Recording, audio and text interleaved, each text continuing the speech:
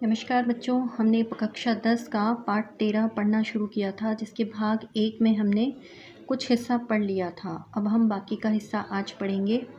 आज हम पढ़ेंगे, हमने ये पढ़ना था कि मानव शरीर में भी चुंबकीय क्षेत्र काम करता है। सबसे ज़्यादा कौन से ऐसे भाग हैं शरीर के जहाँ पर चुंबकीय क्षेत्र काम करता है? एक तो मस्तिष्क और एक हृदय। इसके अलावा हमारे शरीर में चुंबकीय क्षेत्र के कारण ही हम इसका प्रतिबिंब भी ले पाते हैं, और इन प्रतिबिंबों से फिर हम अपने बीमारियों का निदान यानी कि पहचान कर पाते हैं कि हमें कौन सी बीमारी है, जिसके लिए एक टेस्ट या एक जांच लिखी जाती है डॉक्टर द्वारा। आपने देखा होगा एमआरआई करके।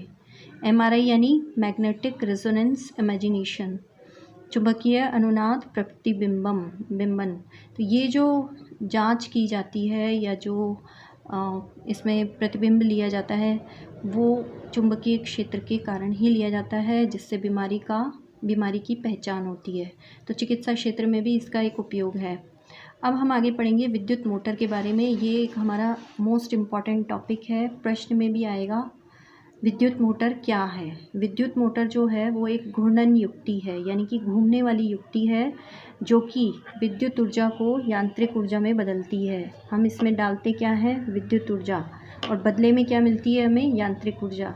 विद्युत मोटर जो है वो विद्युत जनित्र की विपरीत है। विद्युत जनित्र में यांत्रिक ऊर्जा डालते हैं और विद्युत ऊर्जा मिलती है। तो ये बात आपको ध्यान रखनी है। इसके अलावा इसका जो उपयोग होता है पंखा, washing machine, cooler, fridge, MP3 player, computer आदि में होता है। ये फ्लेमिंग के वामहस्त नियम पर काम करती है। अब विद्युत मोटर की यदि हम बात करें तो इसमें कितने भाग होते हैं? इसमें मुख्यतः 4 भाग होते हैं। 2 चुंबक होती है, एक आयताकार कुंडली होती है जिस पे तार लपेटे हुए होते हैं, जिसको हम बोलते हैं आर्मेचर। विभक्त वलय होता है और कार्बन ब्रश होता है। ये 4 भाग इस मोटर का हिस्सा होते हैं। अब हम एक बार पहले चित्र देख लेते हैं कि कैसा होता है इसका। ये देखिए, ये है विद्युत मोटर। विद्युत मोटर में पहला भाग जैसे मैंने बताया, 2 चुंबक होती हैं। इन 2 चुंबक के बीच में एक आयताकार कुंडली इस तरह से रखी होती है, लंबवत। ये आयताकार कुंडली हमने नाम रखा है ABCD, और इसके 2 चालक तार आपको दिख रहे हैं। ये 2 चालक तार इस विभक्त वलय से जुड़े हुए हैं। तो पहला भाग क्या हुआ? चुंबक, दूसरा भाग आयताकार कुंडली, तीसरा भाग विभक्त वलय।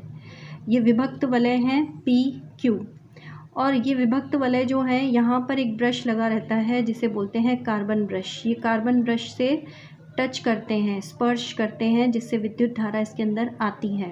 और विभक्त वलय जो होता है वो दिक् परिवर्तक का कार्य करता है। दिक् परिवर्तक मीन्स दिशा परिवर्तन का। इसके अलावा यहाँ पर ये धुरी पर फिक्स होता है। तो ये तो हो गई, और ये विद्युत परिपथ है। ये हो गई इसकी संरचना। अब क्रियाविधि यानी कि कार्य कैसे करेगा कि जब हम यहाँ पर बैटरी से विद्युत धारा प्रवाहित करते हैं, तो विद्युत धारा प्रवाह होने के बाद ये विद्युत धारा कार्बन ब्रश से होते हुए, विभक्त वलय से होते हुए कहाँ जाएगी? कुंडली में जाएगी।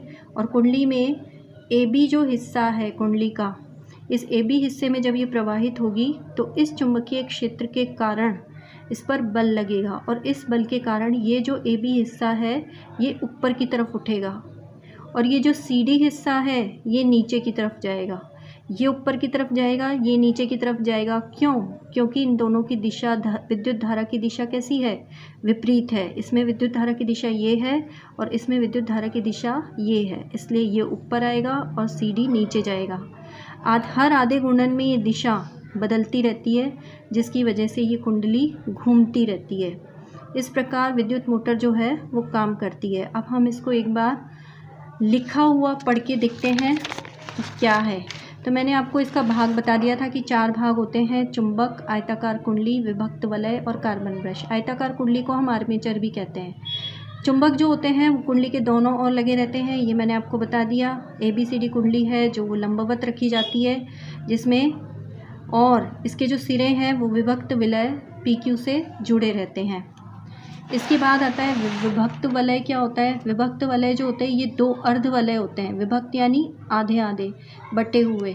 तो ये जो विभक्त वलय रहते हैं, इसकी भीतरी सतह जो होती है वो विद्युत धुरी से भीतरी सतह विद्युत रोधी होती है और इसके PQ सिरे चालक ब्रश XY से स्पर्श करते हैं, ये हम चित्र में देख चुके हैं।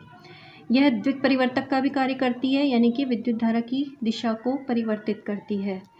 चालक ब्रश के बारे में हम पढ़ लेते हैं। चालक ब्रश क्या होता है? चालक ब्रश जो होता है वो XY से स्पर्श करता है। XY होता है जो कि PQ से स्पर्श करता है विभक्त वलय से। ये स्थिर होता है और कुंडली के घूमने पर भी ये स्थिर ही रहता है, यानी कि ये स्थिर रहते हैं। कुंडली घूमती है, ब्रश नहीं घूमते हैं। अब काम कैसे करेगा? काम ऐसे करेगा कि जब हम इसमें धारा प्रवाहित करते हैं तो जो चालक ब्रश X से AB की ओर CD तथा CD से होकर चालक ब्रश Y से वापस टर्मिनल पर आती है। विद्युत धारा मैंने अभी बताया था कि जो विद्युत धारा बहती है वो चालक ब्रश X से आएगी, किस में? AB में आएगी, और फिर AB से किस में जाएगी? CD में जाएगी, और CD से किस में जाएगी? Y में। इस प्रकार से पूरा एक चक्कर लगाती है। जब AB और CD में विद्युत धारा की दिशा कैसी है? विपरीत है। विपरीत होने के कारण ये घूर्णन भी कैसा करेंगे? विपरीत करेंगे, यानी कि AB तो कैसे घूमेगा? AB जो है, मान लो ये वाला हिस्सा AB है और ये वाला हिस्सा CD है, तो AB कहाँ होगा? ऊपर, और CD कहाँ होगा? नीचे। और इस तरह से ये घूर्णन करेगा। इस तरह से इनकी जैसे जैसे दिशा परिवर्तित होगी वैसे वैसे ये ऊपर नीचे की ओर घूर्णन करेंगे। तो अलग अलग दिशा में गति, क्योंकि विद्युत धारा की दिशा में परिवर्तन होता है तो इनकी गति घूर्णन की दिशा में भी परिवर्तन होता है।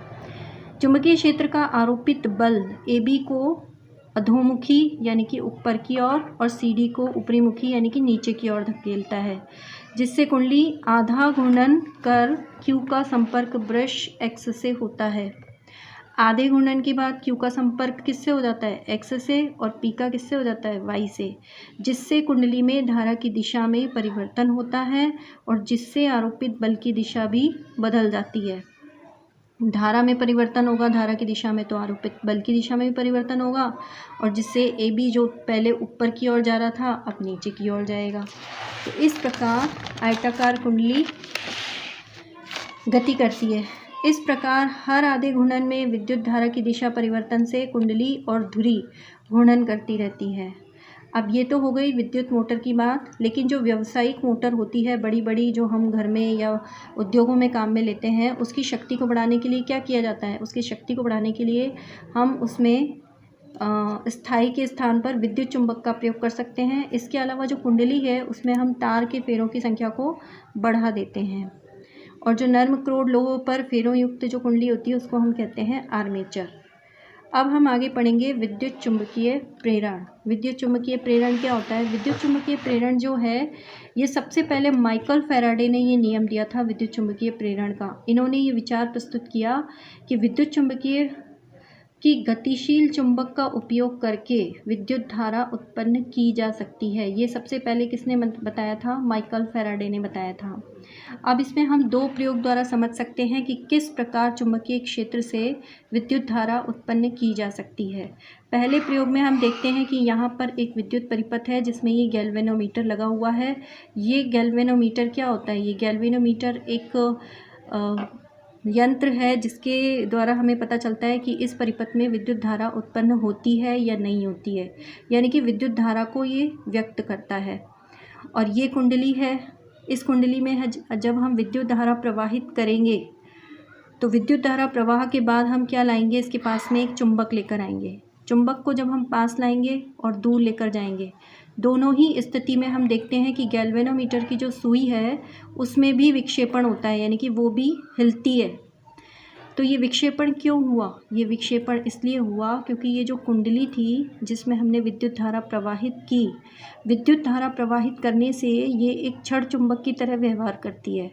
छड़ चुंबक की तरह व्यवहार करती है तो इसका एक सिरा उत्तरी ध्रुव और एक सिरा दक्षिणी ध्रुव हो जाता है, जिसकी वजह से ये छड़ चुंबक को या तो आकर्षित करेगी या फिर प्रतिकर्षित करेगी, यानी कि या तो दूर धकेलेगी या फिर इसको अपनी ओर आकर्षित करेगी, अपनी ओर खींचेगी। और इस बल के कारण इस गैल्वेनोमीटर में विक्षेपण होता है।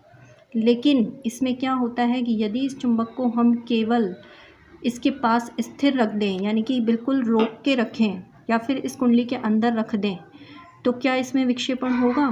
तो इसमें विक्षेपण नहीं होगा। ये विक्षेपण सिर्फ तब होगा जब इस चुंबक को या तो हम पास लेकर आते हैं इस कुंडली के, या फिर हम दूर लेकर जाते हैं। ऐसा क्यों होता है? ऐसा इसलिए होता है कि यदि ये चुंबक गतिमान है तो ही इसमें विद्युत धारा उत्पन्न हो रही है। यानी कि हम कह सकते हैं कि चुंबक को गति कराने या कुंडली को चुंबक के पास गति कराने, यानी कि या तो हम कुंडली को लेकर आए या फिर हम उसके पास चुंबक को लेकर आए। जब हम कुछ भी करते हैं तो उसमें दोनों में सुई में विक्षेपण होता है, लेकिन जब हम उसको स्थिर रखते हैं तो उसमें विक्षेपण नहीं होता है।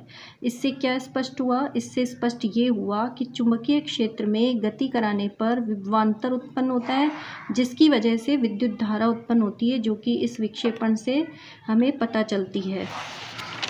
दूसरा प्रयोग करके देखते हैं। दूसरे प्रयोग से क्या पता चलता है? दूसरा प्रयोग हमने किया कि हमने 2 कुंडलियाँ ली, एक कुंडली 1 और 2। जब हम एक में धारा प्रवाहित करते हैं तो दूसरे में भी गैल्वेनोमीटर में सुई विक्षेपित होती है। क्यों होती है? ऐसा क्यों होता है? ऐसा इसलिए होता है क्योंकि कुंडली 1 में जब हमने धारा प्रवाहित की तो इसके चारों ओर का जो चुंबकीय क्षेत्र था, कुंडली 2 के चारों ओर जो चुंबकीय क्षेत्र था, इस चुंबकीय क्षेत्र में यहाँ की धारा प्रवाह होने से यहाँ पर भी चुंबकीय क्षेत्र बना, तो इससे यहाँ पर चुंबकीय क्षेत्र में परिवर्तन हुआ, और चुंबकीय क्षेत्र में जब परिवर्तन हुआ तो ये गैल्वेनोमीटर में सुई जो है विक्षेपण बताती है। इसका मतलब क्या निकला इस प्रयोग का? इन दोनों प्रयोगों से हमें ये स्पष्ट होता है कि कुंडली में, किसी भी कुंडली में विद्युत धारा जो है वो 2 तरीक़ों से उत्पन्न की जाती है। किन 2 तरीक़ों से उत्पन्न की जा सकती है? कि पहला तो हम क्या कर सकते हैं कि चुंबकीय क्षेत्र में गति करवाएं, चालक की जब हम गति करवाएं तो विद्युत धारा उत्पन्न होगी, और अगर हम उसके चारों ओर चुंबकीय क्षेत्र को परिवर्तित कर दें, जैसा कि हमने इसमें किया, इसमें हमने इसके चुंबकीय क्षेत्र को परिवर्तित किया, इसलिए इसमें विद्युत धारा उत्पन्न हुई। और पिछले वाले प्रयोग में हमने क्या किया था? गति करवाई थी चुंबक को, उसकी वजह से भी विद्युत धारा उत्पन्न हो रही थी। तो कहने का मतलब है कि हम 2 तरीक़ों से विद्युत धारा उत्पन्न कर सकते हैं। इनमें से कौन सा तरीका ज़्यादा अच्छा है? इनमें से ये वाला तरीका ज़्यादा अच्छा है, ज़्यादा सुविधाजनक है हमारे लिए। अब इस प्रभाव को हम क्या कह सकते हैं? इस प्रभाव को हम कह सकते हैं विद्युत चुंबकीय प्रेरण।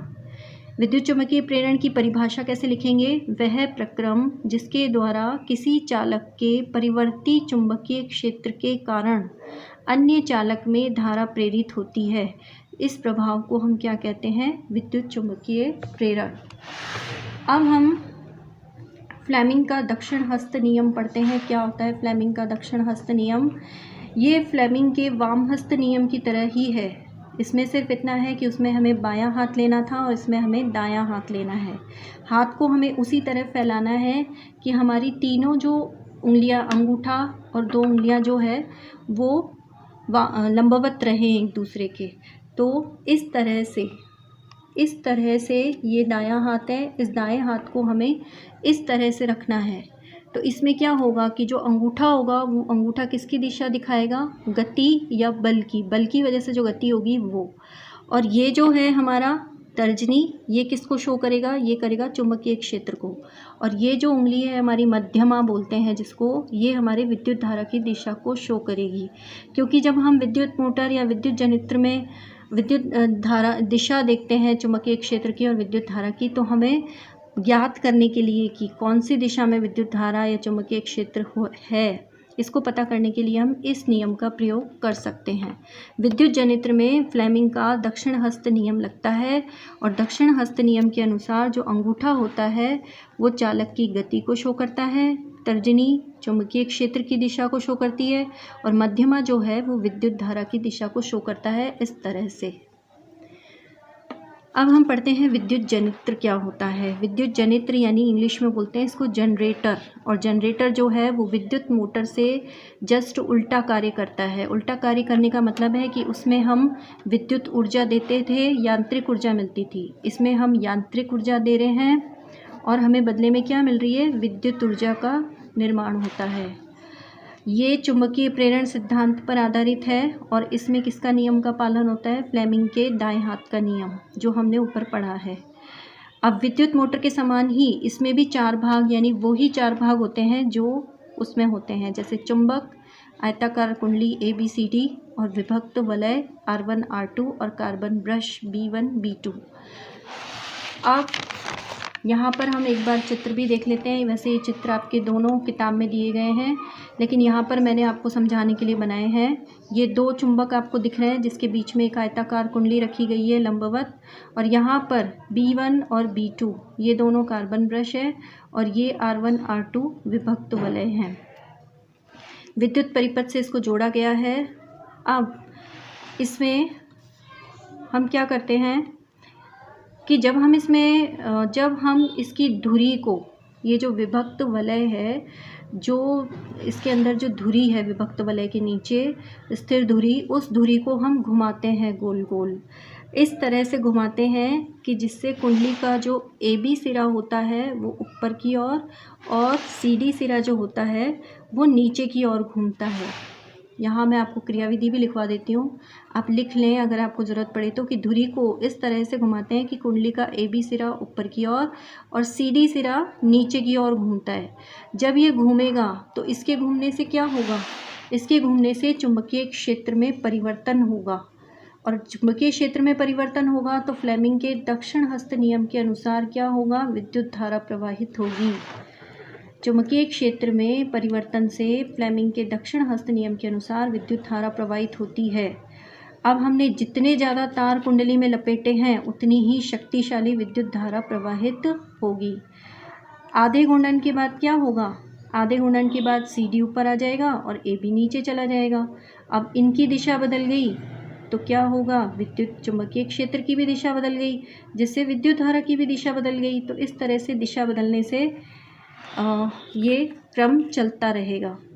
अतः प्रत्येक आधे घूर्णन के बाद धारा की दिशा जो है वो परिवर्तित होती रहती है। इस चित्र के माध्यम से समझा जाए तो जब हम ये विद्युत धारा प्रवाहित करेंगे तो इस B2 से होती हुई, इसमें विद्युत धारा प्रवाहित नहीं करेंगे हम, इसमें तो हम क्या करते हैं, धुरी जो होती है, ये धुरी, इसको हम घुमाते हैं। इसको घुमाएंगे तो ये कुंडली घूमेगी, AB ऊपर आएगा, CD नीचे जाएगा।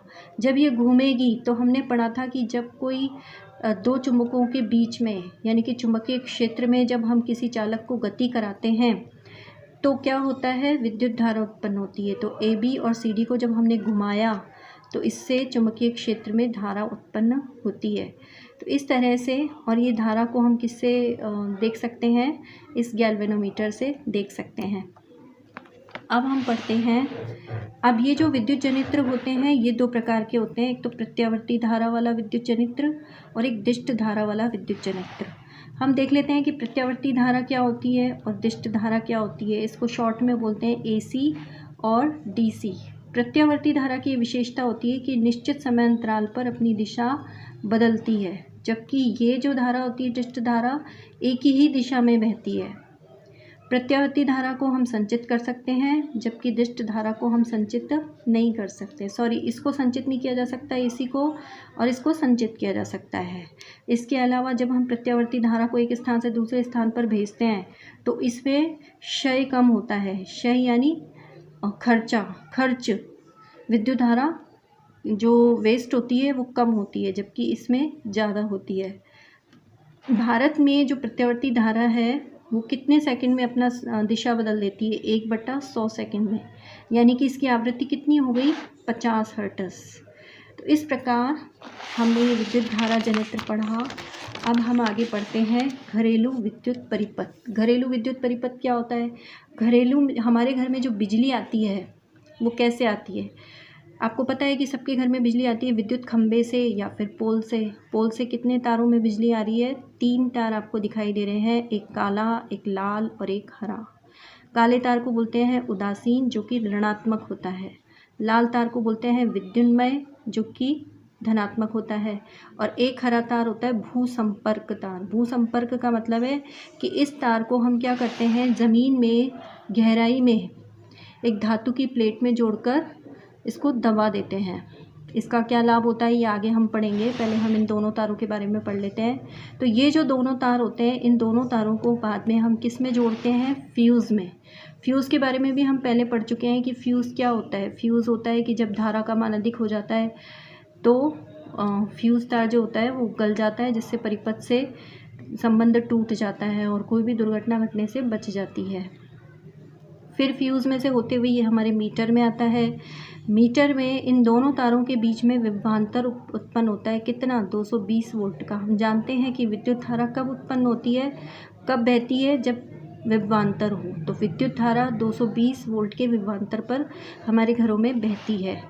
अब ये दोनों तार जो हैं वो हमारे कई घरेलू परिपथों में जुड़ जाते हैं। कई तरह के परिपथ होते हैं हमारे घर में। एक मुख्यतः 2 तरह के परिपथ होते हैं। वैसे तो हमारे घर के अलग अलग हिस्सों में अलग अलग विद्युत परिपथ बनाए जाते हैं, लेकिन मुख्यतः जो 2 तरह के परिपथ होते हैं उनमें एक में तो विद्युत धारा का मान होता है 5 एम्पियर, दूसरे परिपथ में विद्युत धारा का मान होता है 15 एम्पियर।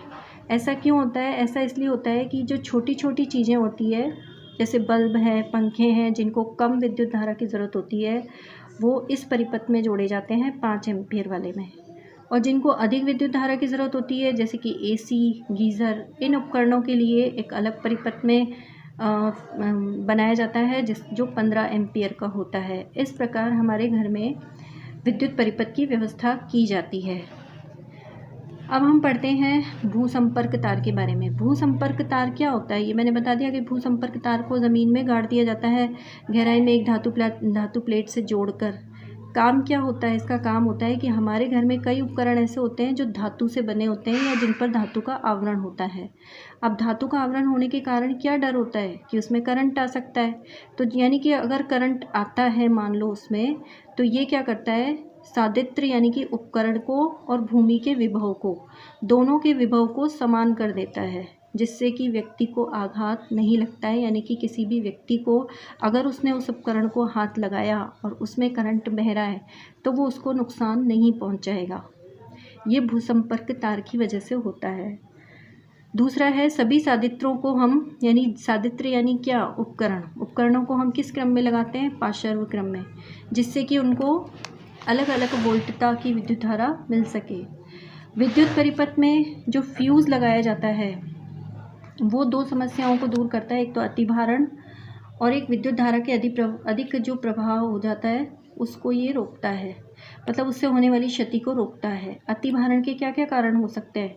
अतिभारण का कारण ये हो सकता है कि या तो जो उपकरण हमने लिया है, जैसे फ्रिज, एसी, कोई भी उपकरण लगा हुआ है, अगर उसमें दोष है तो अतिभारण हो सकता है।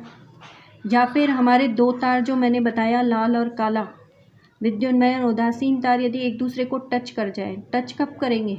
जब उनकी जो विद्युत रोधी, जो प्लास्टिक है ऊपर वाला कवर, अगर वो हट जाए, उसमें कट लग जाए और ये एक दूसरे को टच कर जाए, तो ऐसी स्थिति में क्या होगा, दोनों संपर्क में आएंगे और लघु पतन यानी कि शॉर्ट सर्किट हो जाएगा।